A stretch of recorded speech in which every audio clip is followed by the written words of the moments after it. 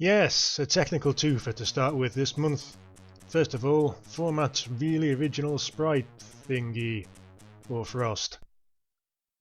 A sprite editor, should you desperately need a C64 sprite editor, and very nice and easy to use as they go. High-res, multicolor, pull-down menus with shortcuts easily displayed, all very neatly put together. Scroll, rotate, copy and paste, and stick some animations together. Here's one I prepared earlier. Ooh.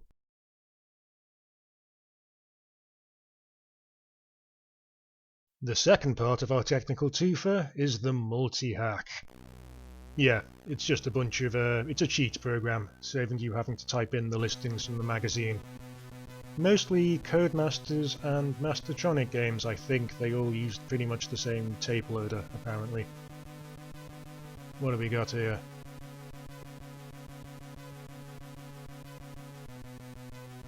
Oh god, Treasure Island Dizzy. Yes, select it, stick in the cassette, and then play Treasure Island Dizzy to your heart's content, which isn't very long because Treasure Island Dizzy was bloody aggravating. Anyway, enough technical nonsense. This is Steel, yet another Hewson game.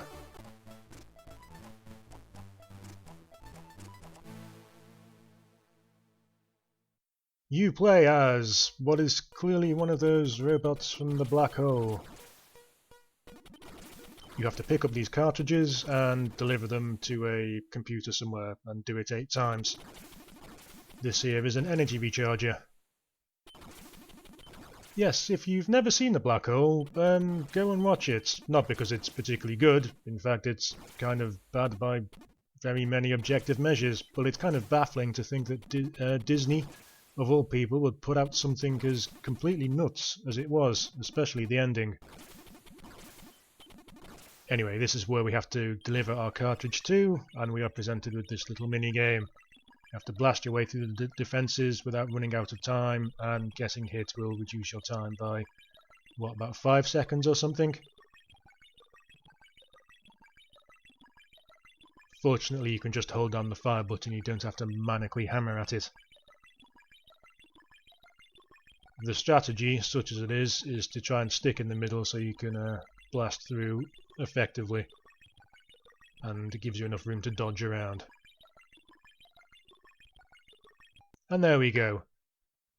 Wash, rinse, repeat another 7 times.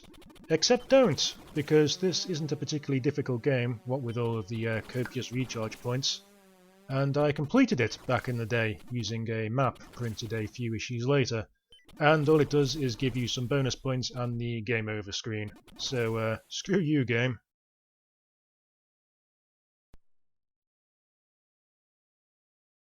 Oh lord, a text adventure. This is Coyra, the Warrior Sage, which generally gives you a feel of how many fantasy cliches are going to be crammed into this. Nice as they go. Very slow on the C64, but there's a sort of spell casting mechanic and wearable clothes and whatever. I've forgotten how to read a book. No, read the book. Examine the book. Thank you. And here's some spells we can use.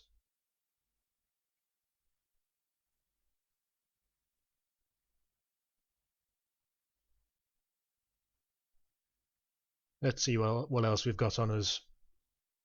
Well, I'll never forgive myself if I don't at least try. Ah, rubbish. Anyway, if you're desperate to play this, play the Spectrum version of all things. It's got a few more niceties, it's a lot quicker, and most importantly has a big picture of a dragon while it's loading.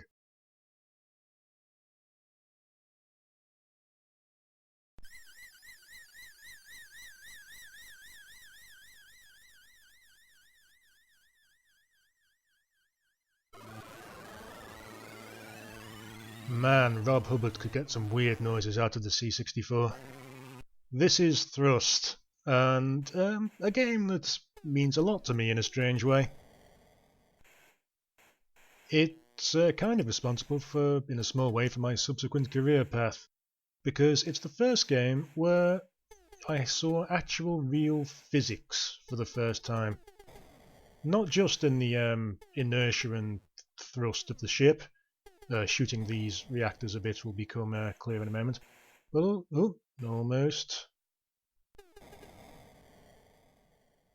There we go. Yes, the pod behaves all very accurately like a big pendulum stuck on you. If you shoot the reactor enough times, the planet explodes and you get a bonus. Shooting the reactor a bit also stops the turrets from shooting at you momentarily. Yes, this wasn't the first time I came across thrust. I first came across it on the school BBC Micros back in the day, as a very tiny child. The difficulty curve here is quite steep. There's a grand total of 6 planets in total. I've never managed to get anywhere near the 6th, I don't think. And apparently after that it starts looping around and throwing things at you like reverse gravity.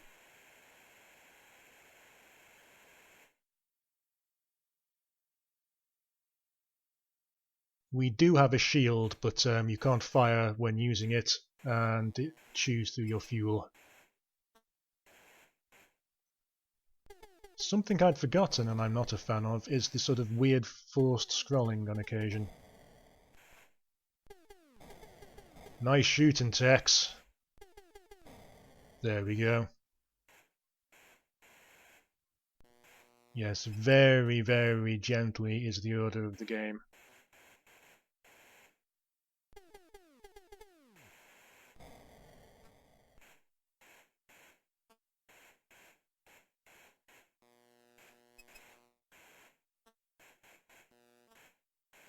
Careful now.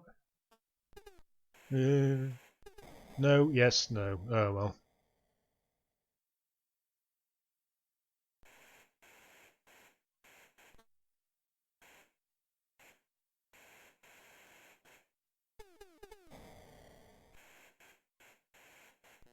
Oh yes, one thing is, you can just fly off at the start, at which point it tells you off and you have to play the level again.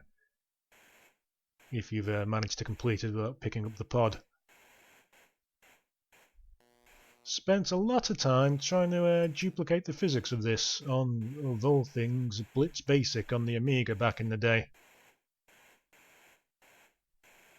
Lots of problems with getting my signs all the wrong way around, so as soon as you picked up the pod everything started spinning uncontrollably. Straighten her up a bit.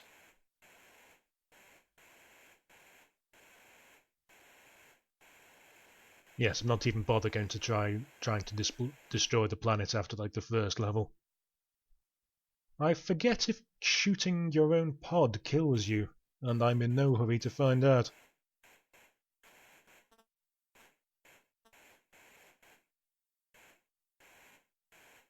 I've also never... Ooh, that was close. I've also never understood what the turret's actual firing thing is. It may be completely random in direction and duration, but it always seems to clock you at the least opportune moment. Yes, another mechanic to really screw you over. Let's try and... Nice, tactical play there. Try and shoot the reactor to disable the turrets for a bit and crash into the floor. Yes, doors! Gently does it. And those doors are on a timer. So you have to very carefully try and shoot it while also making sure you've got sufficient momentum in the right direction in order to get through in time. But not enough momentum that you'll fly through and crash into the ceiling once you're through. Very gingerly. Can you make it? Yes.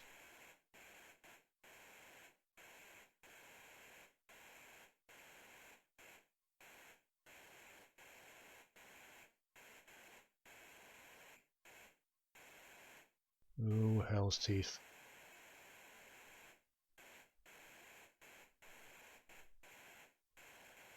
Yes, this really isn't a game that mucks about. As soon as you've grasped the basics of it, it's throwing narrow caverns and desperately trying to play the swing of the pendulum as much as possible. And I thought there was another cavern I had to navigate there. And this is pretty much the furthest I've ever got in this ever. I don't think I ever did see the final level, for reasons which will become apparent.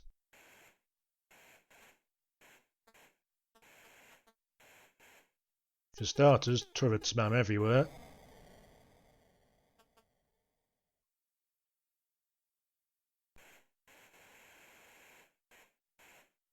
Bit too eager to get back into the action there, now he crashed into the floor.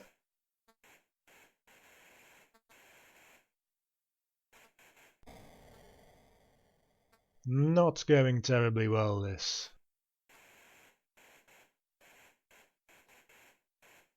This has been remade countless times, I'm sure, of various forms. Gravity Force and Gravity Power on the Amiga. R3 on the Amiga, which was a weird little PD one that was quite good fun. And countless other remakes later on. What with your actual proper physics engines these days.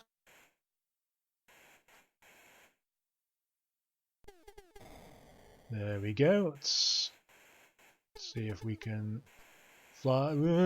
That fuel canister will kill us if we crash into it.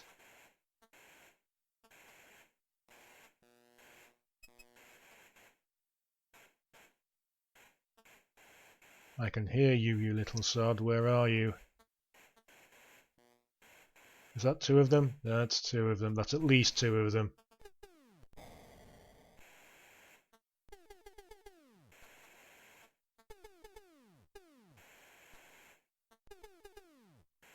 No, think carefully here. Get rid of the fuel first to give yourself a bit more space. Officer thinking right there.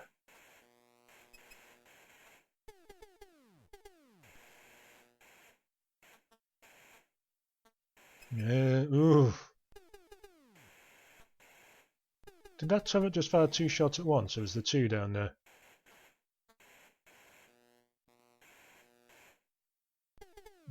Peculiar. Another door, but this one does something a bit differently.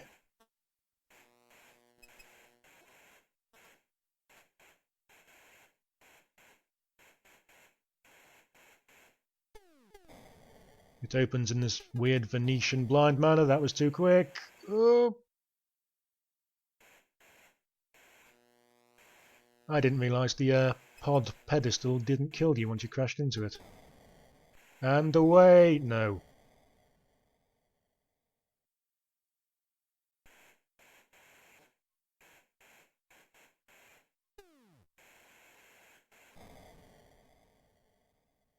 Smart. Great.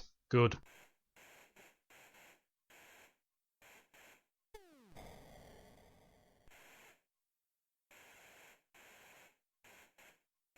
Let's see if we can at least get out of this cavern here.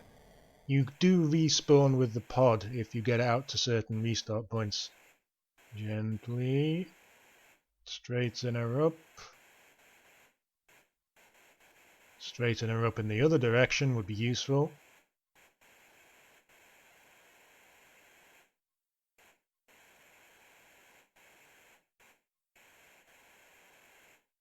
You know?